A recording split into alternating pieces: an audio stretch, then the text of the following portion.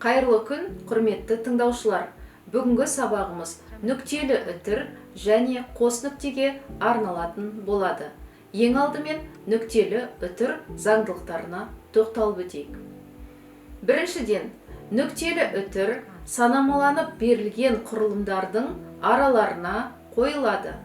Мысалы, шешім шығарма сюжетінің де шешуші кезеңдерінің бірі.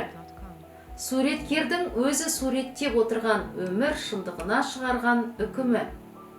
Адамдар арасындағы қарама-қарсы тайталастардың, күрделі күрестердің бітуі. Түрліше тағдырлар тартысынан туған нақты нәтиже. Оқиғаға қатысушылардың ең ақырғы хал күйі. Күллі құбылыс көріністердің соңғы сахнасы. Келесі белгісі. Нүктелі үтір бірыңғай мүше түрінде келген, мазмұндас сөйлемдерден кейін қойылады. Мысалы, біз Алатаудай ел едік, теңемек болды ойға жау. Біз тасыған теңіз сел едік, теңемек болды шөлге жау. Біз атып болған таң едік, түнетпекші болды жау. Біз әлемге жарық күн едік, өшірмекші болды жау. Жаума бізді бөгейтін, жаума бізді жеңетін. Нүктелі үтір өз ішінен үтірмен айырылған ыңғайлас мәнді құрылымдардың арасына қойылады. Жайылма бірыңғай мүшелердің әрқайсысының өз іштерінде үтір кездесетін болса, бірыңғай мүшелердің жігіне нүктелі үтір қойылады. Мысалы, қала деген аты ғана болмаса, Н қаласы екі қабат үлкен үйлер көшелерінде ғана бірен-саран кездесетін.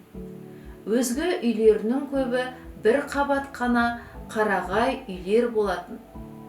Шет жақтарында ағаш үйден шым үй көп кездесетін. Аз ғана жаңбыр себелеп өтсе, көшелерінен адам батпақтап жүре алмайтын. Бірақ етек жеңі мол, таусымақтау жерге жалпая салынған Сібірде көп кездесетін үлкен бір деревня еді. Осы құрмалас сөйлемнің құрамындағы жай қарапайым ойлардан кейін әрқайсынан кейін нүктелі үтір қойылады. Келесі тақырыбымыз қос нүкте. Қос нүктенің заңдылықтары қандай? Біріншіден, жалғаулықсыз салаласқан жай сөйлемдер бір-біріне түсінік болып, яғни соңғысы не соңғылары алдыңғы сөйлемнің мазмұнын ашып тұрса, араларына қос нүкте қойылады. Мысалы, аюлар үйде жоқ, олар орман ішіне серуенге кеткен еді. Өйткені, себебі сияқты жалғаулықтар түсіп қалып жасалған салаластарда жай сөйлемдердің арасына қос нүкте қойылады. Мысалы, мен жиналып үлгеретін болдым. Пойыз кешке жүреді екен. Салған әні жан дүниемізді балқытты. Даусы аса әсем екен. Келесі бір заңдылық. Төл сөз екі түрлі қолданылады. Бірі, төл сөзді мәтін ішінен бөлмей, абзацсыз, яғни жаңа жолсыз қолдану. Екіншісі, төл сөзді абзацпен бөліп тастау. Бірінші жағдайда төл сөз тырнақшаға алынады. Екіншіде сызықша арқылы жазылады. Мысалы, әкей оқта-текте иығын қозғап қалып, күбірлеп сөйлеп те қояды.